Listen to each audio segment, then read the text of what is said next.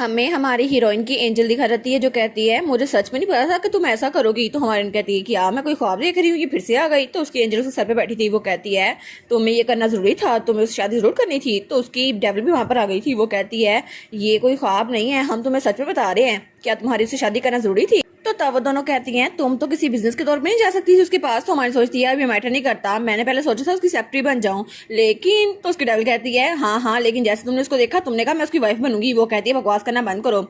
और तब वो बताती है कि जब मैंने उसकी आंखें देखी और उनमें बिल्कुल जान नहीं थी, तो पता नहीं मैंने ऐसा क्यों किया, लेकिन अगर मैं उनकी सेक्रेटरी बनती तो वो मेरे साथ ऐसा ना करते। और इस दुनिया में मेरा सिर्फ एक मकसद है कि मैं कायल की जान बचाऊं।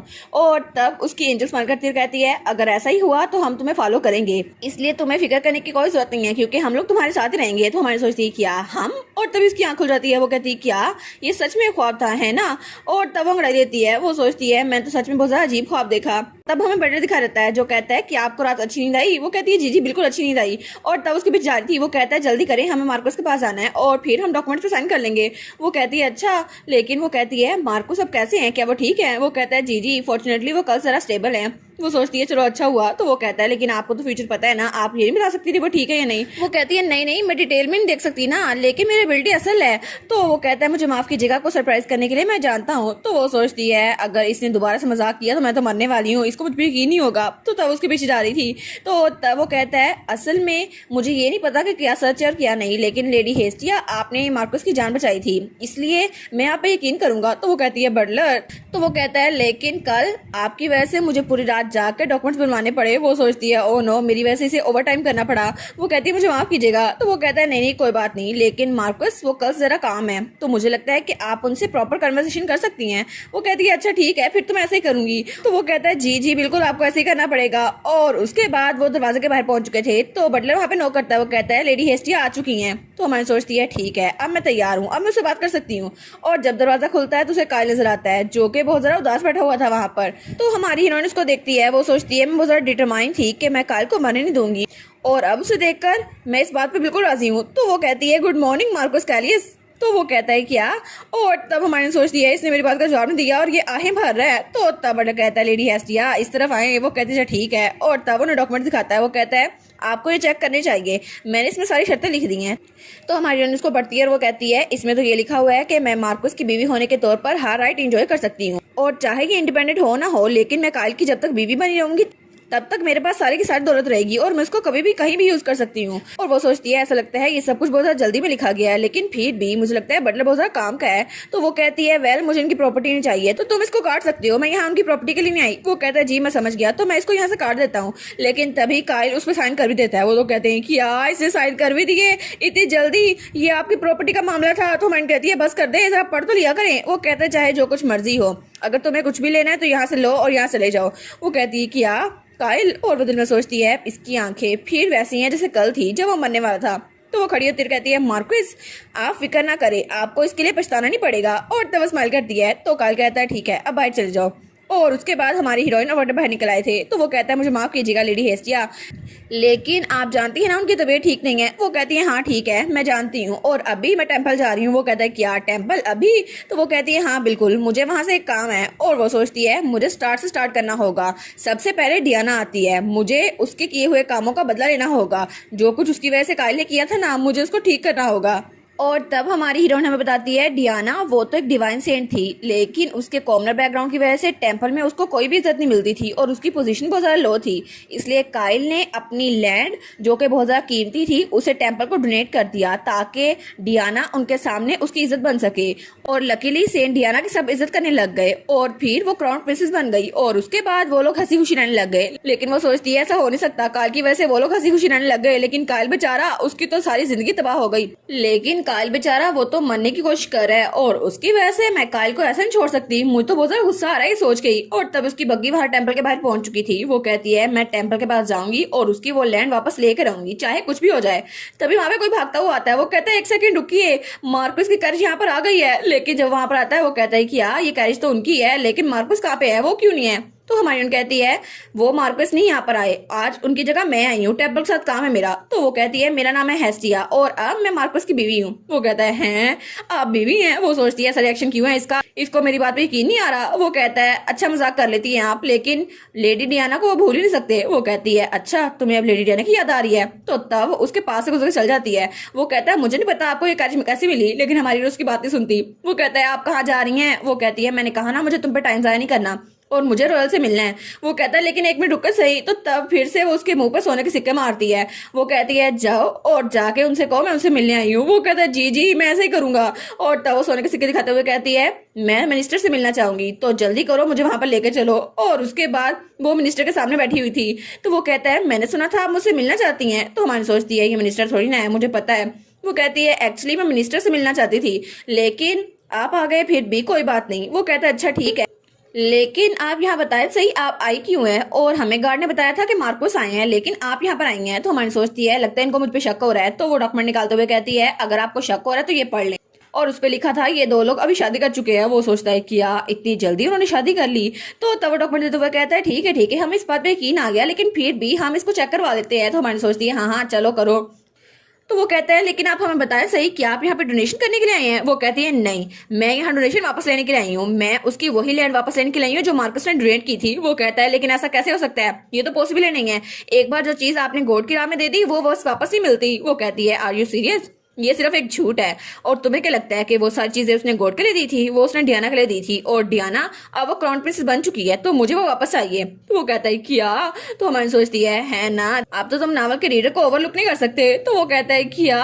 वो कहता है मुझे नहीं पता ये सिचुएशन कैसी है, लेकिन मुझे बात करनी होगी। और तब उठ के वहां चला गया था। तो हमारी सोचती है हाँ तुम्हें ये सब कुछ पहले ही कर देना चाहिए था। और वो सोचती है मुझे लगा था ये बहुत ज्यादा मुश्किल होगा, लेकिन ये इतना मुश्किल नहीं है। लेकिन वो कब वापस आने वाला है। तभी पीछे से कोई आता है। तो हमारी ना सर पीछे करती है तो उसको नजर आता है। वो कहती है क्या।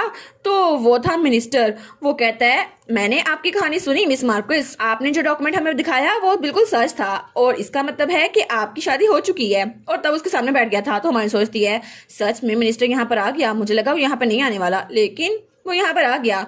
तो वो कहता है मैंने सुना था कि आप डोनेट की हुई लैंड वापस लेने वाली हैं, तो आप ऐसा नहीं कर सकती। वो कहती है मैं ऐसा कर सकती हूँ। वेल आपको पता है कि मैं मार्कोस की बीवी हूँ, तो इस हक से मैं ये लैंड वापस लेने आई हूँ। वो कहता है लेकिन मैं लैंड वापस नहीं कर सकता। और वो तो बड़ा डरावना लग रहा था। तो हमारी कहती है क्या। वो कहता है वेल वो लैंड मार्कोस ने डियाना को दी थी, और डियाना के बगैर हम ये वापस नहीं कर सकते। तो हमारी कहती है तो मुझे वो लैंड वापस नहीं मिल सकती है ना। तो वो कहता है जी बिल्कुल, हमारी बात समझने के लिए शुक्रिया। तो हमारी कहती है लेकिन एक ऐसी सेंट जिसने मार्कोस का फायदा उठाया ताकि वो उसकी जमीन को हड़प सके, और एक मार्कोस जो बहुत ज्यादा इनोसेंट था, उसने अपनी सारी जायदाद उसको दे दी उस सेंटस को जो क्राउन प्रिंसेस बन चुकी है। आपको लगता है कि कल के न्यूज़पेपर के लिए ये हेडलाइन अच्छी नहीं रहेगी। और वो तो स्माइल कर रही थी। वो कहती है आपको क्या लगता है क्या ये ठीक रहेगा मिस्टर मिनिस्टर। तो वो कहता है क्या। तो तभी मिनिस्टर कहता है मुझे नहीं पता आप क्या बात कर रही हैं, लेकिन हमारी कहती है आपको पता है मैं क्या बात कर रही हूँ, टेम्पल की एक्टिविटीज का किसको नहीं पता, और आपको ये बात अच्छी नहीं लग रही। और वो सोचती है एनीवेज मैं अब उसकी स्माइल डिसअपेयर करवा के रहूंगी, ठीक है ना, मैंने अच्छा काम किया। तो तब वो कहती है और क्राउन प्रिंसेस जो कि प्रिंस की वाइफ है, अगर उनको पता चल गया कि टेम्पल उनकी दी हुई जमीन वापस नहीं कर रहा तो इस बारे में आपको क्या लगता है।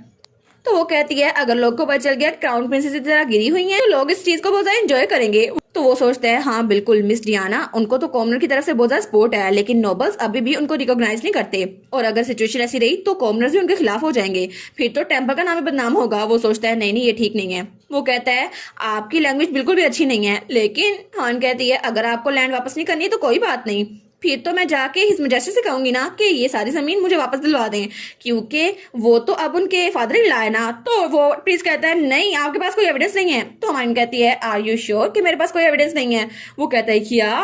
तो हमारी कहती है आपको सच में लगता है मेरे पास कोई एविडेंस नहीं है। वो कहता है ओ माय गॉड, और वो उठ के जाने लगता है। वो कहता है बस 1 मिनट रुकिएगा। वो कहती है ठीक है अपना टाइम लीजिए, और तब वो अपने लोगों से बात कर रहा था। तो हमारी सोचती है वेल वो एविडेंस, वो सोचती है इनफैक्ट मेरे पास कोई एविडेंस था ही नहीं, मैंने तो चारा डाला था और मेरे जाल में फंस गया। लेकिन तभी वो वापस आता है। वो कहती है आई एम सैड कि आपको मेरी बात की समझ नहीं आई, तो मुझे लगता है कि मुझे इस चांस को अच्छे से हैंडल करना चाहिए, और हमारे रॉयल मिनिस्टर वो तो इस बात को जानते हैं ना मैं क्या कह रही हूँ। वो कहता है मार्क्वेस और इस तरह से हमारी हीरोइन ने मार्कोस की जमीन वापस ले ली थी और तब वो वापस आ गई थी घर। तो बटलर कहता है मिस हेस्टिया आप कहाँ चली गई थी, आप तो टेंपल गई थी ना, लेकिन आप कितनी ज्यादा देर लगा के आई हैं, क्या बना वहां पर, क्या हुआ, क्या उन्होंने जमीन वापस दे दी या आपके साथ कुछ बुरा सलूक किया। तो हीरोइन कहती है आप फिक्र ना करें, वो जमीन वो मुझे वापस मिल गई है और उसको डॉक्यूमेंट दिखाती है। तो वो कहता है वो मिस हेस्टिया आपने सच में वो जमीन वापस ले ली, और दोनों एक साथ झूमने लग जाते हैं। तो हीरोइन कहती है देखा, और तभी वहां खिड़की से कायल उन दोनों को देख रहा था। तो हमारी हीरोइन को वो देखी जा रहा था, वो कहती नहीं नहीं कुछ ज्यादा नहीं है, लेकिन कायल तभी पीछे मुड़ जाता है। तो हमारी सोचती है क्या क्या अभी मुझे कायल देख रहा था। तो बटलर कहता है अभी जाके आपको मार्कोस को बताना चाहिए। वो कहती है क्या मैं बताऊं। वो कहता है जी जी आपको बताना चाहिए। तो हमारी सोचती है मैं तो अपने फेवरेट कैरेक्टर को देखना चाहती हूँ, लेकिन इस वक्त तो बहुत ज्यादा मुश्किल में होगा वो, इसलिए वो कहती है मैं चाहती हूँ आप उनको बताएं। वो कहता है सच में मिस हेस्टिया आप सच में ये चाहती हैं। तो वो कहती है हाँ मैं बस थोड़ा सा रेस्ट करना चाहती हूँ। वो कहता है ठीक है मैं मेड को भेजता हूँ कि आपकी देखभाल करे, ठीक है तो आप आराम से रेस्ट कीजिएगा।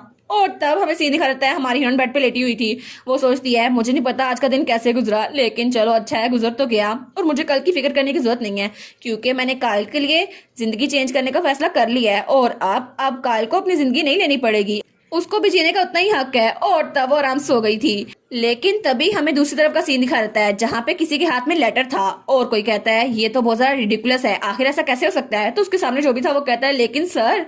तो वो कहता है मैं इस बात पे तब तक यकीन नहीं कर सकता जब तक मैं इसे अपनी आंखों से ना देख लूं, और वो था क्राउन प्रिंस। वो कहता है ऐसा हो ही नहीं सकता कि कायल डियाना को भूल के किसी और से शादी कर ले, मुझे लगता है ये बिल्कुल इम्पॉसिबल है। और उसके बाद हमें अगले दिन का सीन दिखाता है और कायल वहां बैठा हुआ था। वो कहता है ये तो बहुत ज्यादा इंटरेस्टिंग है। तो हमारी हीरोइन उसके सामने बैठी थी। वो कहती है मुझे माफ कीजिएगा मैंने खुद ही ये काम कर दिया आपसे पूछे बगैर। लेकिन वो सोचती है आखिर सिचुएशन ऐसे कैसी हो गई।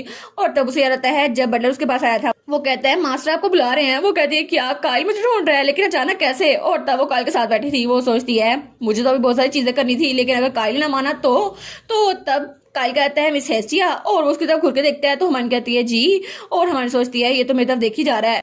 तो कायल कहता है आपका नाम हेस्टिया ही है ना। वो कहती है जी जी मेरा नाम हेस्टिया ही है, मैं लॉर्ड एलिया की बेटी हूँ। वो कहता है अच्छा तो मुझे लगता है आपका नाम मुझे याद रखना ही पड़ेगा। तो हमारी सोचती है मैं तो वो नाम सिर्फ नोबल बनने के लिए खरीदा था, लेकिन अब कायल को क्या बताऊं कि असल में मैं इस नावल में हुई नहीं। तो तब कायल उस डॉक्यूमेंट को देखता है और कहता है हेस्टिया। वो कहती है जी जी। तो कायल कहता है आखिर रियल रीजन क्या थी कि आप मुझसे शादी करना चाहती थी। तो वो कहती है क्या।